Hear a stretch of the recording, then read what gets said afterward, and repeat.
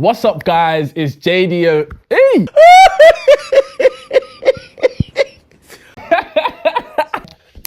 What's up, guys? It's JD Official, the one and only Mitelio. Yeah, welcome to my YouTube channel. It's something that I should have started donkeys ago. I should have started this in like 2020, but a lot of procrastination has been going on. It's been tough. It's been hard. But yeah, you might have seen me here, and on this, and on this, and on this, and on. Yeah, I mean, I'm pretty much on YouTube every other week. I want my YouTube to be a place where I educate, inspire. I want it to just be a place where I can show myself creatively, get into my producer bag, a bit of directing, a bit of this, a bit of that. Honestly, the most important thing for me is that I genuinely want to make content that people want to watch. I want each and every one of you guys to watch my content because you generally either enjoy it or you want to gain some sort of information or just get some little nuggets about the industry or just have a laugh, really. Why YouTube and why now? You know what? I feel like my relationship with YouTube, man, I've been watching YouTube ever since I was like 12, 13. And I've always said to myself that I wanted to make a YouTube channel. Like, I want to do YouTube, and I've never got round to doing it. I think the main reason because of that is like I try to be too much of a perfectionist. Like I want to have a setup like this before I even turn on the camera on. Like that's just been in my mind. I wanted to make sure that when I make my YouTube, it's at a certain quality and a certain standard. I'm starting my YouTube with good quality cameras, good quality lighting. So when you're watching my videos, you get me, you're not watching it on 360p and that, you get it, 240p and that, you get me, you watch it on 4K. So yeah, that's one of the main reasons why it's taken so long. As well as that, I'm not gonna lie to you, I've procrastinated like for the past 5 years. Like I remember lockdown when I was like to my friends, I'm gonna start YouTube after lockdown. Boy, I start YouTube. I start on YouTube. Yo, I said I was gonna start YouTube after 2020, after lockdown, and yeah, that YouTube channel was ghosted. Yo, shit, ghosted. So yeah, I think now is the perfect time, and my life's a lot more fun now. So it's a bit more entertaining, guys. All right, it's a bit more fun. So I think now is the best time for me to start my YouTube and to bring my ideas to life, which I have an abundance of ideas to bring to life. So yeah, let's rewind. So I started modeling. I started modeling in 2023. That's when I started modeling. I signed for AS Agency in Brum. That was kind of like my stepping stone into the industry. I can't lie, when I signed, I was gassed. I ain't gonna lie to you. When I signed to my agency, yeah, shout out Natalie as well, who works for AS. When I signed, yeah, I said, yo, this is me, I'm goated. You know when you put your, bio and you're like model? Yeah, I thought I was lit. I thought, yeah, I'm gonna get booked by Dior, LV, Balenciaga. Hey, I thought I was gone. What are you saying, man? What are you saying? What is he saying? I'm honest, I thought Nike's gonna be belling off my thing. Yo, I need you for the shoot tomorrow night in Berlin. Yeah, that didn't really happen still. That didn't happen. But it was definitely an eye-opener of just how the industry is. My first year, I booked no jobs. When I say I booked no jobs, yeah, my emails were empty. Like, you see, empty. The pressure is getting. I did like 3 test shoots. If you don't know what test shoots are, it's basically like when you go to like a studio, you take photos of a photographer, and they kind of just put on different clothes that, you know, might suit your face, might suit your style. And then when you basically put those photos onto your portfolio, it makes it easier for clients and brands to book you because they kind of know what looks good on you, if that makes sense, if I'm making sense. So yeah, I only really did test shoots. Did a final test shoot in December of 2023 with a guy called Luke. I'm actually gonna tag his Instagram somewhere here. Luke shot this on Instagram. I shot with him in Manny. I did a test shoot, amazing test shoot, amazing photographer as well. I shot with him and I got some amazing shots basically. And I put those photos into my portfolio in December. I started to get work and booking jobs and just took it step by step. And then I did a video for Beta Squad, which a lot of you will know. So I booked that job, even though it wasn't really a modeling job, it's like content. And I never really looked back. Like I went on set with like Beta Squad and that, yeah. I was like, raw, I need to do this every single week. Like, I need to be on set with these man every week. Like, bro, like, it was probably the most nervous I've ever been, but it definitely brought that buzz. It's like, obviously filming the episode, H was there as well. And ever since then, I was like, you know what? I need to do this every week, every month, every day. I need to be on set. Like, I was just buzzing. And then I just kind of started booking more. I can't even tell you what changed it. I wouldn't necessarily say it was the Beta Squad video, but around the time of when I did the Beta Squad video, I also did a Channel 4 shoot, Late Night with Joe Lycett, which was live on TV at the time. So I did that in the same month. Yeah, so going onwards from there, I kind of just kicked on and just started booking jobs, and I've been booked and busy ever since, mate. Couldn't tell you anymore.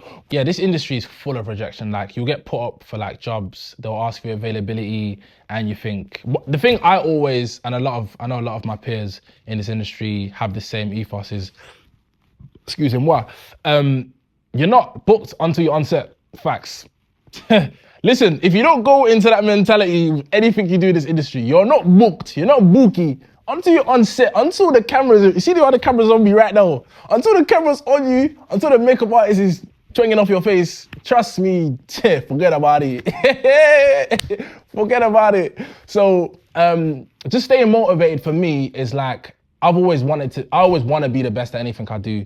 So in terms of modeling, acting, content creating, I always want to be the best. I want to be the best in a casting, audition, on set. Like, I always want to show my best self. And I'm not a type of person that's going to give up. I'm going to keep striving, and I'm going to keep pushing until I get where I need to be. That's why my mentality is very, very different from a lot of people.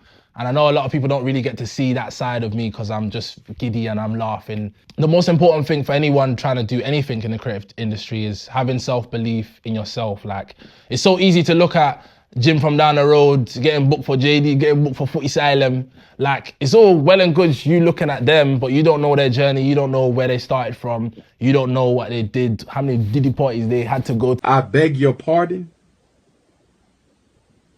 I beg your pardon. You get what I'm saying? So just focus on your own journey, focus on yourself, and yeah, with time it will come. What I enjoy most about creating content is, number one, I'm like the whole craft of learning, like your self-tapes and your auditioning, and I love that craft. It's similar to football, like you go into trials, you go into pre-season, you want to make sure you look the best on the ball, fitness is good. Like, there's a lot of different components that are similar to football. What would I say the cons? Good question. Number one, it's very short term. Like, you don't really know.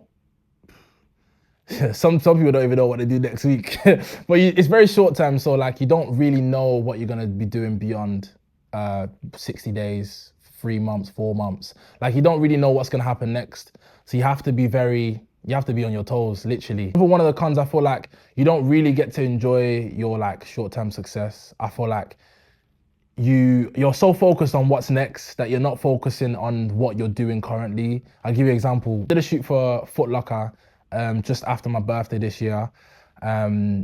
First of all, I didn't think the job would come through. Let's just put that straight. I didn't think I'd get the job.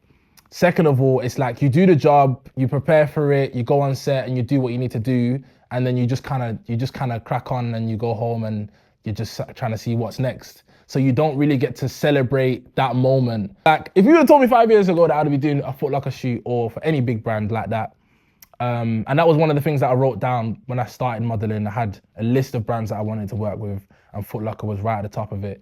And if you would have told me I would be shooting for Foot Locker and be getting free shoes and freebies there, yo, I would have been like, raw. I wouldn't have believed you, to be honest. And so when I did it, I kind of was like, I don't know how to put it. I was just like, I didn't really get to celebrate. I didn't really get to enjoy it. I didn't really get to like, wow, this is amazing achievement. Congratulations. When you do something well, celebrate it.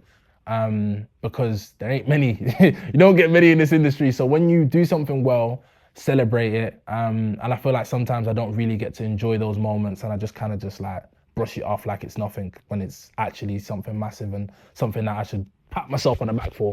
When I first started, I tell people this a lot. I've applied for over 250 modeling agencies.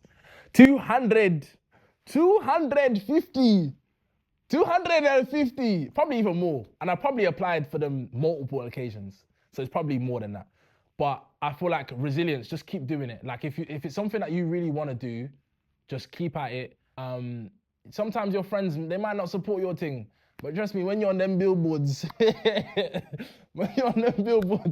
support's gonna come. Obviously, it's good to have friends that are supportive, and I have amazing friends around me who support me, but your friends might not support you when you're starting, and that might be discouraging, but just keep going. Trust me, keep going. If it's something that you want to do, if you're passionate about it, if it's something that you feel like you'd be good at it and you can bring something different, that's what a lot of people look for. They look for that uniqueness.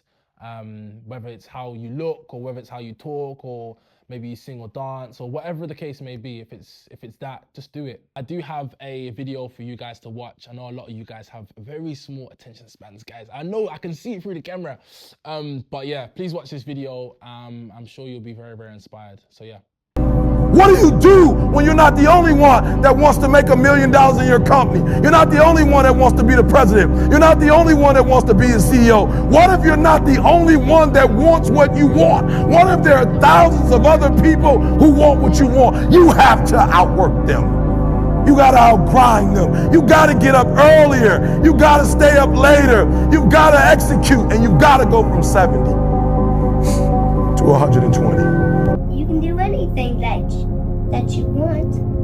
You can get singing lessons, get a better job, make more money. What you want to do. It's not about it's not up to other people. It's true. It's up to you. And sometimes God has to break you and reshape you so you can become what He desires you to be. You don't get to greatness by being comfortable. Discomfort is the language of growth. And what you're going through right now is growing pains. Like, I feel like my For You page is just full of like motivational videos, but that one touched me. Certain things that you watch and you just feel like it just stirs you up to like get off your backside and just go get it. But I'd say for the people that are watching, that maybe don't know what they want to do with their lives, they probably don't know their purpose or their life goals. I think the best place for you to start is to look at your passions, look at things that you like doing, look at things that you're good at doing, and kind of just go from there, because none of us really have it figured out. Like, the most important thing is that you're doing something. You're making that first step. Even for me, like even making this video, is making that first step. I know it's taken 5 years to make that video. Like, God has a plan for all of us. Every one of us needs to have that self-belief. I'll give you like a little story time actually. This year I applied for quite a big show in the UK. Oh yeah, I got to the point where I was speaking to the producers and just talking about myself and whatnot. And I then had my medical after. And at that point I was like, yo, I'm gonna be on the show, you know, like after the medical, I was like to myself, yo, I've got this, like, I've actually got this. Even though I hadn't got it, yeah, in my mind, I'm thinking, yeah, just think like you've got it. Like, I was trying to put positive thoughts into my mind, right?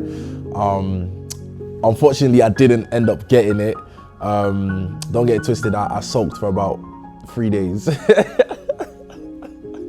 I sulked for about 3 days. I watched the show, and I was like, rah, that raw gonna be me still. Like, yeah, PTSD's kicking it right now.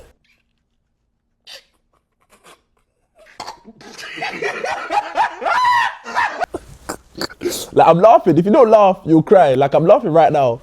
But at the time, yeah, tears were dripping. Tears were dropping still. We don't care. Let me tell you, we don't care. Jerry. It was definitely a very humbling experience. But again, this industry never fails to amaze you. And funny enough, a couple of weeks later, I booked a job on ITV, which is coming out next year, 2026. Don't worry about it, sweetheart. That's split. That's split right there. But yeah, when one door closes, another door opens, and I feel like you definitely just have to keep focused. You have to keep grounded, and don't let opportunities that have gone, like, not gone your way, like, don't let it dishearten you. I feel like you definitely have to just keep going. If you knew that you had to go through 4 rejections to get your 5th yes, like, you would definitely approach things differently. So that's just how I see things, and I'm very laid back. and calm about things. I don't let things get to me too much. I'm very much in the mindset of if it's meant to be, it'll be. So if it doesn't happen, it doesn't happen. So yeah. Most famous person I've ever met on set. Boy, there's a couple of people there, you know. Ooh, KSI, Deji. I met Gareth Bale. Yeah, I can't like Gareth Bale. Yeah, that was a personal one still. Only purely because of Ronaldo. Like if he didn't play for Real Madrid, it wouldn't be mad. But the fact that man was sat next to Ronaldo for about what 5 years, 6 years, and I was with him. So basically, I met Ronaldo through Bale. I was asking him about his Real Madrid days. Like we had like a 5-minute chat.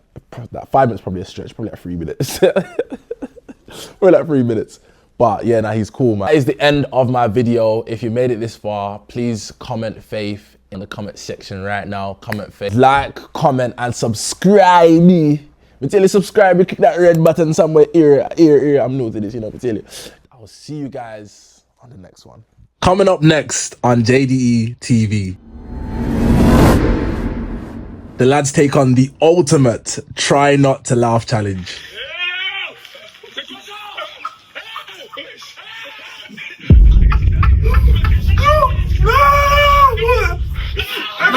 Cheating, look at him, bro. Cheating. Are you spat it out? You spat it out, bro. Yeah,